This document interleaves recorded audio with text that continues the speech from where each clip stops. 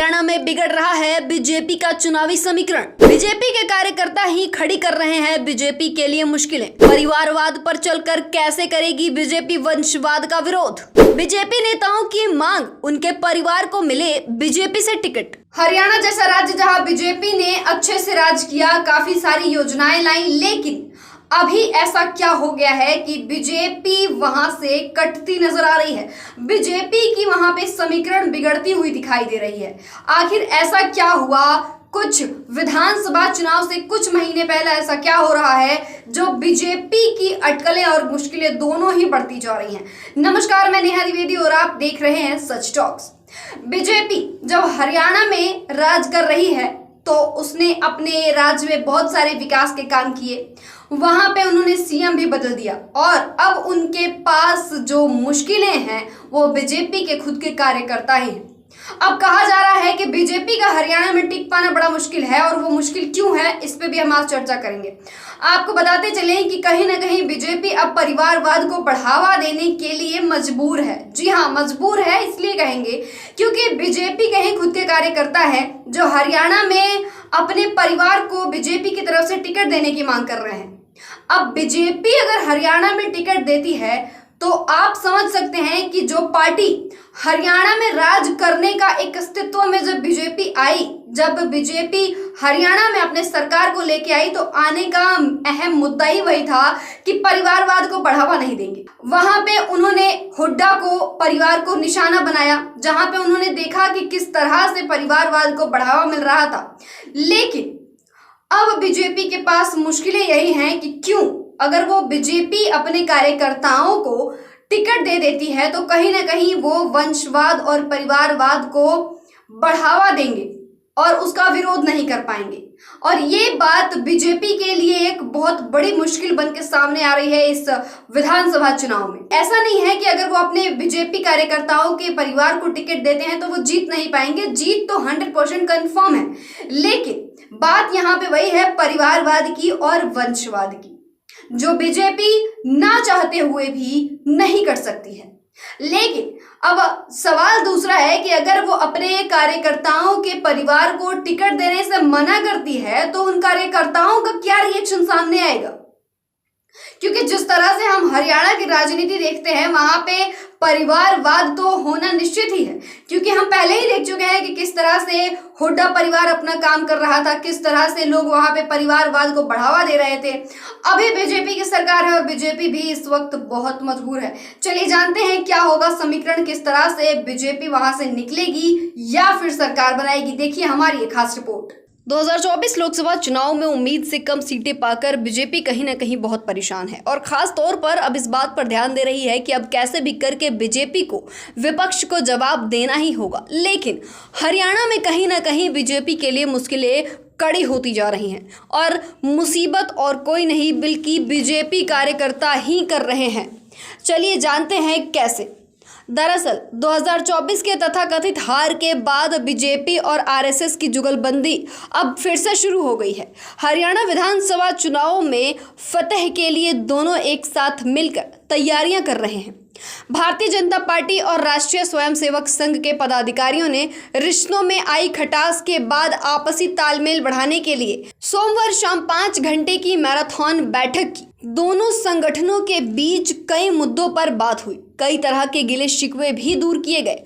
पर इस मीटिंग में जिस सबसे महत्वपूर्ण बात पर चर्चा हुई वह ये थी कि भाजपा नेताओं के रिश्तेदारों को टिकट दिया जाए या नहीं।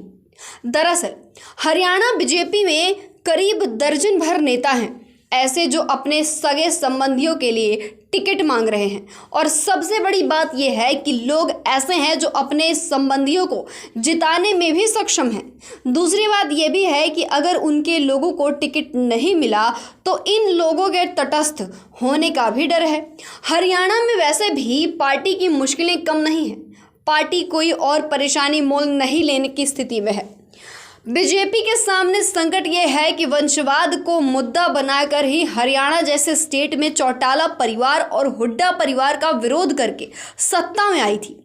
अब अगर पार्टी बीजेपी नेताओं के रिश्तेदारों को टिकट देती है तो किस मुंह से वंशवाद का विरोध कर पाएगी। मीडिया रिपोर्ट्स के मुताबिक भाजपा आरएसएस की इस समन्वय बैठक में आरएसएस सरकार्यवाह अरुण कुमार, हरियाणा के मुख्यमंत्री नायब सिंह सैनी, हरियाणा के पूर्व मुख्यमंत्री व वर्तमान केंद्रीय मंत्री एमएल खट्टर, केंद्रीय मंत्री धर्मेंद्र प्रधान हरियाणा चुनाव के लिए पार्टी के प्रभारी हैं। लोकसभा चुनाव बिप्लब देव और भाजपा महासचिव संगठन बीएल संतोष ने भाग लिया। बैठक में इस बात पर जोर दिया गया कि आरएसएस और भाजपा के बीच सबसे अच्छा तालमेल कैसे बनाया जा सकता है। साथ ही इस बात पर क्लियर स्टैंड लेने की कोशिश की गई कि राज्य के जिन नेताओं द्वारा अपने रिश्तेदारों के लिए टिकट की मांग की जा रही है उससे किस तरह निपटारा किया जाए। इस बात पर भी चर्चा हुई कि अगर पार्टी नेताओं के रिश्तेदारों को टिकट नहीं देती है तो इसे जनता के बीच में कैसे लाया जाएगा, क्योंकि वंशवाद का विरोध ही बीजेपी की एक प्रमुख यूएसपी रही है। दरअसल भाजपा और आरएसएस ने वंशवाद राजनीति के खिलाफ कड़ा रुख अपनाती रही है। हालांकि इसके बावजूद भी बहुत से लोगों को टिकट दिया गया है, जो अपवाद रहा। हर पार्टी चुनाव जीतने के लिए ही बनी हुई है, इसलिए जीतने की क्षमता ही महत्वपूर्ण मानी जाती है। हरियाणा में भी यही हाल है। अपने रिश्तेदारों के लिए टिकट मांग रहे कई नेता अपने स्थानीय चुनाव क्षेत्र में इतनी मजबूत स्थिति में हैं कि उनकी अनदेखी पार्टी को भारी पड़ सकती है। अपने रिश्तेदारों के लिए टिकट चाहने वाले पार्टी नेताओं में केंद्रीय मंत्री राव इंद्रजीत सिंह भी शामिल हैं, जो अपनी बेटी आरती राव के लिए टिकट की मांग कर रहे हैं। राव इंद्रजीत ने अभी हाल ही में अपना दुखद बयान भी दिया था कि उन्हें अभी तक राज्य मंत्री के दर्जे से ऊपर नहीं किया गया। सांसद धर्मवीर, जो अपने भाई या बेटे के लिए टिकट की मांग कर रहे हैं। केंद्रीय मंत्री कृष्ण पाल गुर्जर, जिनके बेटे देवेंद्र पाल चौधरी मैदान में हैं। हरियाणा के वरिष्ठ नेता कुलदीप बिश्नोई को अभी तक कुछ नहीं मिला है। जाहिर है कि उन्हें भी पार्टी के साथ जोड़े रहना है, तो उन्हें भी टिकट देना होगा। उनके डिमांड अपने बेटे के लिए भी है। पूर्व सांसद रमेश कौशिक अपने भाई देवेंद्र कौशिक के लिए टिकट मांग रहे हैं। विधानसभा अध्यक्ष ज्ञानचंद गुप्ता अपने भतीजे को पंचकुला से भाजपा के टिकट पर मैदान में उतारना चाहते हैं। पार्टी चाहती है कि ये लोग इस पोजीशन में हैं कि अगर टिकट मिला है तो ये सीट निकाल लेंगे। दूसरी बात ये भी है कि इस बार लड़ाई बहुत कांटे की होने वाली है। लोकसभा चुनाव में बीजेपी पहले ही अपनी 5 सीटें गंवा चुकी है, इसलिए पार्टी आरएसएस को विश्वास में लेना चाहती है, क्योंकि आरएसएस अगर इस मुद्दे पर साथ आ जाती है तो पार्टी के कैडर को प्रतिबंधित करने और मनोबल को ऊंचा रखने में सहारा मिल जाएगा। ये वही लोग थे जिनका मैंने नाम बताया। ये वही लोग हैं जो बीजेपी से अपने परिवार के लिए टिकट की मांग कर रहे हैं। अब देखना ये होगा कि क्या सच में बीजेपी इनको टिकट देकर इनको पार्टी में रखती है या फिर वंशवाद को बढ़ावा देकर इनको टिकट दे देती है, क्योंकि अगर ये जाएंगे तो फिर पार्टी कहीं ना कहीं हार के मूड में नजर आएगी।